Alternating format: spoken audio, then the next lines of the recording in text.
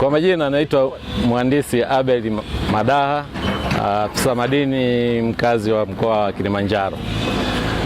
Ofisi ya madini mkoa wa Kilimanjaro ni ofisi ambayo imekasimishwa majukumu ya kusimamia shughuli za madini mkoani Kilimanjaro, ikisimamia wilaya zake zote 6 kwa maana ya Same, wilaya ya Mwanga, wilaya ya Rombo, wilaya ya Moshi, wilaya ya Siha pamoja na wilaya ya Hai.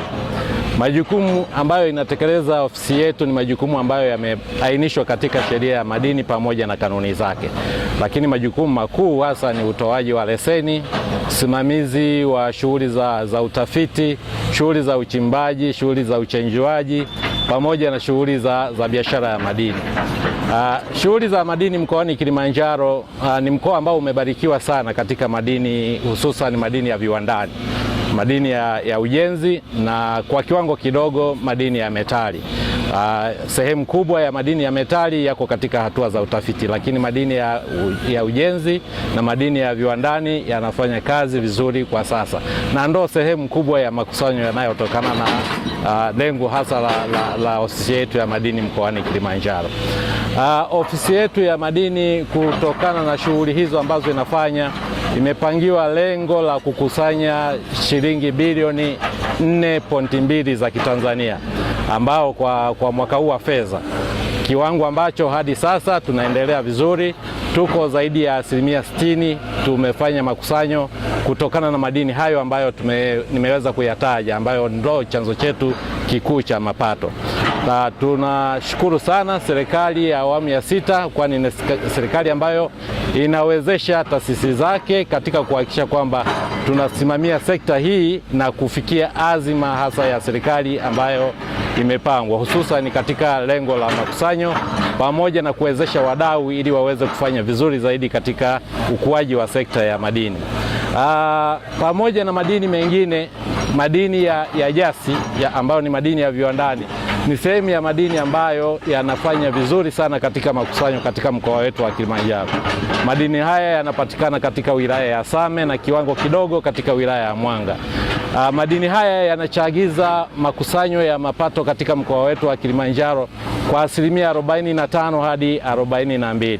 Kwa kiwango ambacho kimeweza kukusanywa kwa miaka takribani 2 iliyopita hadi sasa, jumla ya bilioni 2.6 zimeweza kukusanywa ambazo zinatokana na madini haya ya jasi. Kwa hiyo ukijaribu kuangalia kiwango hicho ukilinganisha na malengo yetu ambayo tunapangiwa kwa mwaka wa fedha uliopita, ilikuwa bilioni 3.5, na mwaka huu wa fedha ambayo imeongezeka kufikia 4.2 bilioni za Kitanzania, utaona ni kiwango kikubwa sana madini haya yanaweza kuchangia. Hapa tulipo kwa sasa, kwa siku ya leo mbele yenu, ni sehemu ya uchimbaji wa madini ya jasi katika wilaya ya Same. Eneo hili linaitwa ni kijiji cha Ruvu Jiungeni, lakini eneo hili la uchimbaji wa madini ya jasi lina cross katika vijiji viwili, kwa maana ya kijiji cha Ruvu Jiungeni pamoja na kijiji cha Makanya, katika kata za Makanya na Ruvu Jiungeni. Kwa kutokana na shughuli hizi, kuna takribani zaidi ya leseni 200 za uchimbaji mdogo ambazo zimetolewa katika eneo hili, japokuwa zinafanya kazi ziko chache chini ya hiyo idadi, lakini wadau wanaendelea kuchukua nafasi, wanaendelea kufanya kazi na kuhakikisha kwamba sekta ya madini kupitia madini haya ya jasi inazidi kukua. Madini haya ya jasi yanatumika katika viwanda vya simenti, lakini pia zipo bidhaa zingine ambazo zinatengenezwa kutokana na haya madini ya jasi. Kwa hiyo shughuli ambazo soko ambalo limetamaraki kwa sasa ni viwanda vya simenti, ndo wateja wakuu ambao wananunua kwa sasa. Na ukijaribu kuangalia kwamba wahusika na wachimbaji kwa 90% ambao wanajishughulisha na shughuli za uchimbaji pamoja na usambazaji wa madini haya ya jasi kutoka kwenye hivi vijiji, wanatoka katika vijiji ambavyo vinazunguka kata hizi, hususani kata ya Ruvu Jiungeni na kata ya Makanya.